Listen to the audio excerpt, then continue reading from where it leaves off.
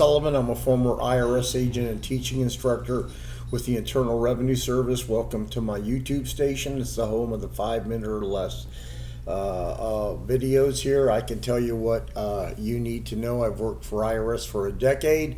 I've been in private practice for 4 decades. Yeah, I've been doing this 50 years. Many of you have come to me because you've seen me on national TV. I appreciate you listening. You can see my videos and my cast of characters at 777irs.com. We are probably the most experienced team maybe in the United States of having former IRS agents. Today, what I want to talk to you about, I want to read this so I want to get it correctly, is the IRS Tax Relief Programs options for those facing financial hardships. So as a former IRS agent, I taught the offer and compromise program. I went ahead and I wrote off many cases for the IRS. I used to bang on doors, take financial statements, and there's 3 categories of the way IRS closes cases. The first is putting them in a financial hardship. It's called currently non-collectible. We call them hardships at IRS. The second is putting them in a payment plan. And the third is actually the filing an offer and compromise. So today I want to talk to you about what happens if you're in a financial hardship and you can't pay. IRS has a program. A matter of fact, I believe the last statistic I've seen is 40% of all people who can't pay their taxes get put in a currently non-collectible or financial hardship. And how is that done? Well, if you can't pay the money, first of all, if you have a small amount of money, you should just do this yourself. If it's a larger amount of money, you need a professional because IRS is really going to grill you quite a bit. But if you owe a lot, I encourage you just to call IRS yourself. Well, anyway, my cat has decided, or my wife's cat has decided to join you. Anyway, she's probably thinking I have food up here, which I don't. But anyway, she's not part of the show. She rudely just comes up and does what she wants.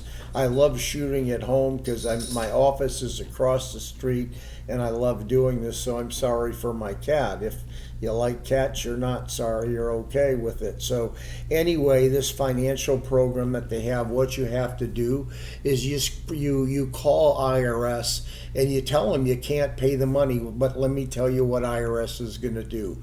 Be prepared to give them an IRS Form 433F. Go ahead and download it ahead of time. So as a former agent in a local office, when I was a revenue officer, they'd have to give me a 433A. I'd have to review it. I'd have to make sure, in fact, you can't pay the money. So at the service center who you're going to call, you're going to give them a 433F form. Download it yourself. It's only a 2-page form. They're going to get you on the phone. You're going to let them know, listen, I really do not have the money to pay the tax. So what you're going to do is sometimes they'll say, send us your W-2, or they'll say, well, send us your bank statements or send us a copy of your pay stub, and they want verification. In fact, that's the case. IRS is a lot more lenient nowadays of putting people in hardship. What they're going to do on their end is they're going to check your last 1040, try to check your last W-2, and IRS just has a standard to put people in a hardship. So IRS basically at the end of the day is just going to go ahead and they're going to look at your financial statement, look at your bank statements, look at your W-2 or your pay stub, and at that point, they will probably put you in a hardship. What's the good and bad to being put in a hardship? Well, the hardship means currently you can't pay the tax. What does IRS do? IRS suspends that case for a period of a year or 2 or 3 years. You never know when the algorithms are going to kick your case back out. There's a 10-year statute of limitations on these cases. Just so you know, at some point you may want to say, gee, maybe I can settle this debt through the offer and compromise, so that's a possibility. Also, penalties and interest will be running on this.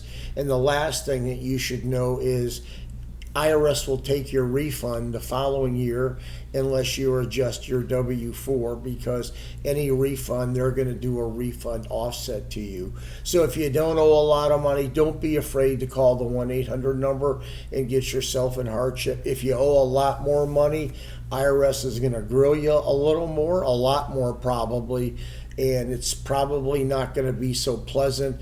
I wouldn't do that yourself, because you can wind up yourself owing a lot more. I'm not owing a lot more. IRS will probably may give you a hefty payment agreement, because they will find ways to get more money from you if you go ahead and owe more tax debt. Anyway, that's the truth. If you'd give me a subscription, I'd appreciate it.